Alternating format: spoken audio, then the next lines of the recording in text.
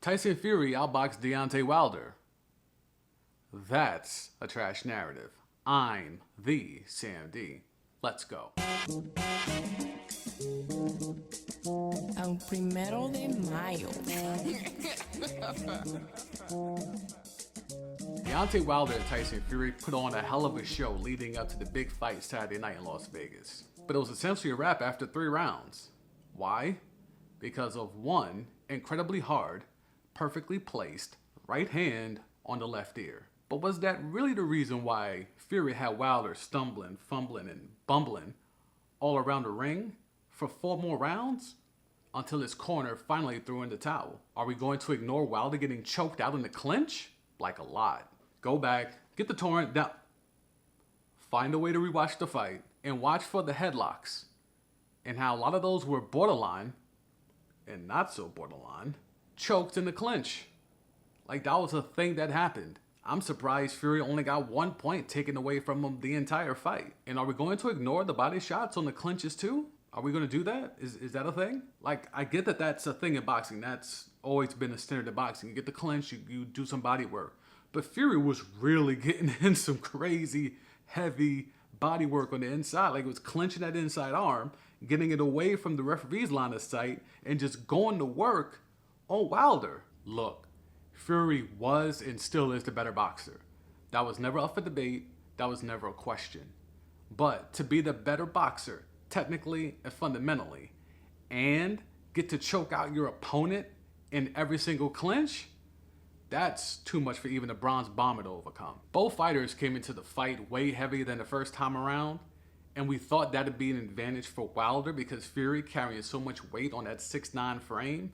We thought, okay, that additional weight is going to slow him down even more, and that might bring his conditioning into question. But it was Wilder who seemed to not be able to fight effectively with the extra weight. And you heard during the broadcast, his cornermen, his training crew, his staff, they don't check his meals, they don't watch his meals or watch his weight. Like at all. Like, yeah, he's tall and lean, but they don't do a meal plan. They don't do any of that stuff. Wilder was 231 pounds at weigh-in, and he looked bigger, but didn't look stronger. And after a few rounds of getting getting outboxed by Fury, it was plain to see that Wilder was definitely not in the same shape that we're accustomed to.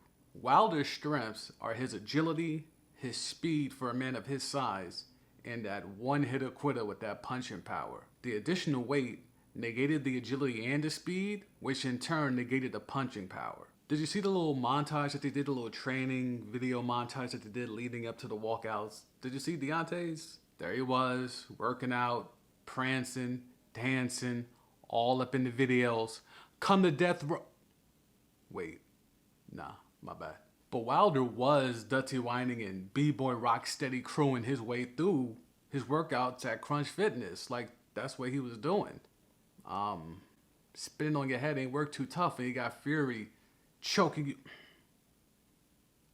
holding you legally in a clinch several times throughout the fight. The hype was wild though. Like on the walkout, the little video screen when he walked out.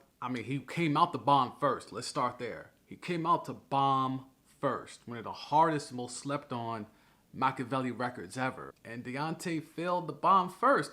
Bomb first, bronze bomber, bomb first, you throwing blows first. Did you see the first round? Did you see how Fury was the one that was actually bombing first? How you come out the bomb first and you ain't actually... But the song is called Bomb First, so you're supposed to go in and then bomb. Nah, I get it, but like you came out the Machiavelli though. Like you don't do that. You don't come out the Machiavelli and you're the bronze bomber and you don't bomb. That's not how. He had Martin, Malcolm, and even Harriet Tubman up on that Summer Jam screen on his way to the ring. Dog, he even had Nip up there. But the marathon for Deontay didn't continue. He even had the late great Maya Angelou up there. But Deontay still didn't rise. Having a dude 6'9", 275 laying on you every chance he gets, that will drain you. And you won't be able to get that overhand right off as much as you want to. You had Fury hyping up the fact that he had a new trainer. Shout out to Sugar Hill. out there at the Kronk gym, establishing a D by the late great Emmanuel Stewart. With what Kronk did and what Emmanuel Stewart did was basically you find the dude that's the size of a small forward that doesn't play ball and train him up how to fight. Well, now that's kind of been elevated even more because now you got to find a dude that's like LeBron size and train him up how to fight to stand a chance as a heavyweight. Bringing in the Klitschko's and Lennox Lewis, that officially made it impossible for anyone 6'2" and under to even consider becoming a heavyweight boxing contender. Like, there's no chance. Like, every dude you're fighting, you're looking up like that. It's crazy.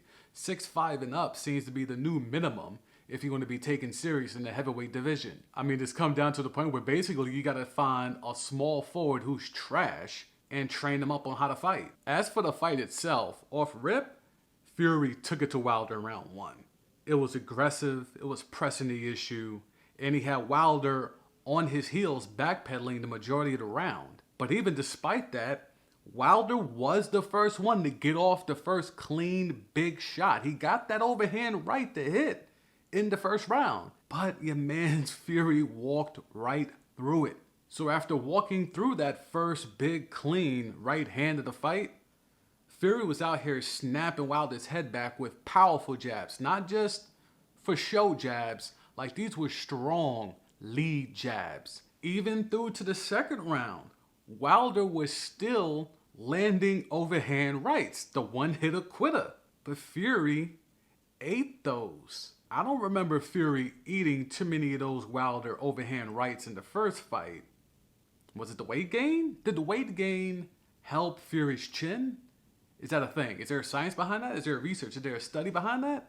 Anyway, the power jabs, the short hooks were definitely effective when he was pressing them, getting inside Fury, not giving him a lot of space to get the overhand right off. By round 3, it was like, all right, dog, you really just getting that clinch, wrestling with dude, just so you could dig in the body shots. And when that ain't working, all right, let me hook him, turn the clinch on the inside away from the rest of you, and just start going to work. I mean, at that point, it just became way too clear of what the game plan was.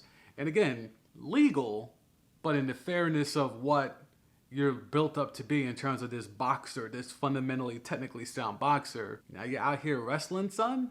All right. And even before the right on the ear that ultimately led to Wilder hitting the canvas, like his lip was already bloodied, so the hooks and the jabs were doing work. But then that right did happen. And now there's blood coming out the ear. And we all got to use, for the first time in what I think is a long time, the word equilibrium. Like, when was the last time you had to use the word equilibrium? College? High school? It was so jarring to see a dude that was so off his game and it had nothing to do with an accumulation of punches or anything. Not even the chokeholds, not even the headlocks or anything like that. It was just that one shot that cut the inside of his left ear that had his body all out of whack. We really didn't get the fight that we thought we were. It didn't live up to the hype. I mean, all the weeks of promo runs and press conferences and interviews and shoving matches at the weigh-in, all of this hype, you know, Harriet Tubman on the Summer Jam screen, all of this stuff, it led us to believe we were about to get another classic, and we didn't. I mean, that first one we had, action. It went the full distance. It was late round knockdowns. You had the Undertaker rise up moment for Fury off the mat, although it was a long count. About 11 and a half, 12 seconds if you look at the tape. But again, it counted. It was legal, right? So we had all of that. So the sequel had us even more hyped up. And we got a bunch of meh because of equilibrium. That's what stopped us from enjoying a lit Saturday night in Vegas. We had a fighter off of his game from the third round on. He physically could not stand. His balance was off. His timing was off. Everything was out of whack. So that brought the notion up of, should his corner have thrown in the towel? Should they have stopped the fight before even the 7th round? Probably not, because even with all of that, he was still getting the overhand rights off. He was still landing them. Problem was, they meant nothing.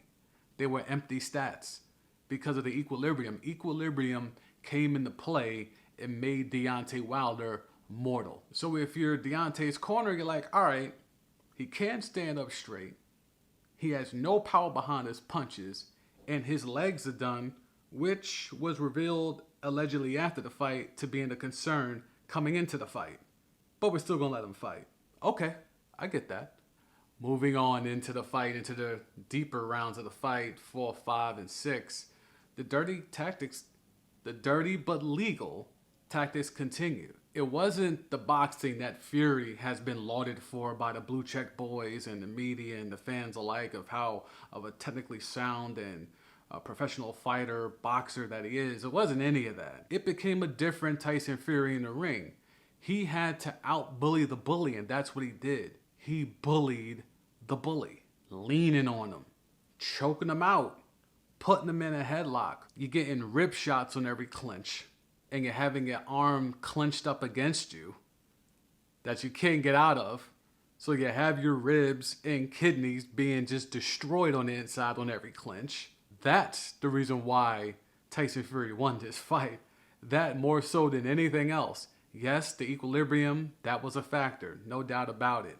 But in the earlier rounds, he proved to walk through the right hands even when Deontay was at full strength. A lot will be made of Fury licking the blood or mocking licking the blood off of Wilder's sternum, chest, neck region, whatever that was about. A lot will be made of that. That will be the memorable moment. That will be the lasting image of Fury Wilder too. I guess it's akin to Tyson Holyfield, how people only think of, oh, when he bit his ear. So that's going to be the moment. That's what the GIF is going to be. That's what the memes are going to be. That's what the full other networks are going to make sure that we see, that we get inundated with. And that's a problem, because that's not what we were supposed to get.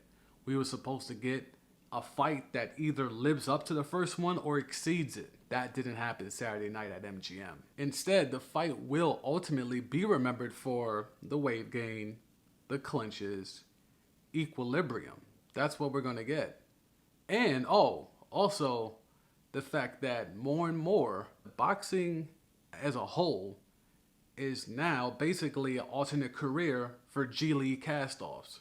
If you're in the G League and you ain't getting enough minutes, you ain't getting enough burn, doesn't look like you're going to make it to the league, hey, you better go hit that heavy bag, yo, because you might have a second chance. You might have a second chance at stardom. Because, I mean, did you peep the undercard? There was a 6'5" welterweight.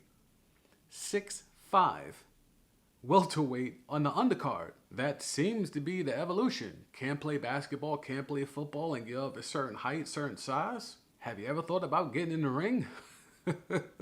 That's what we've gone to. I mean, look, man, you had Holyfield, Tyson, Lennox there getting honored. Like, this was definitely the build up to, okay, these two dudes are walking in. One of these two dudes is going to be the man walking out of here of the heavyweight division. When you have luminaries like Holyfield, Tyson, and Lennox chilling there, yeah, that lets you know, like, yeah, this is one of those ones. This fight has all the magnitude and it's going to pay off. But it kind of didn't. And this matchup was tailor-made. You had the puncher in Wilder versus the boxer, but now he's going to be a fighter in Fury. But in reality, what we got was the puncher lost to the boxer who vowed to be a fighter, who in the end didn't really fight, but instead wrestled the puncher. Got all that? Right.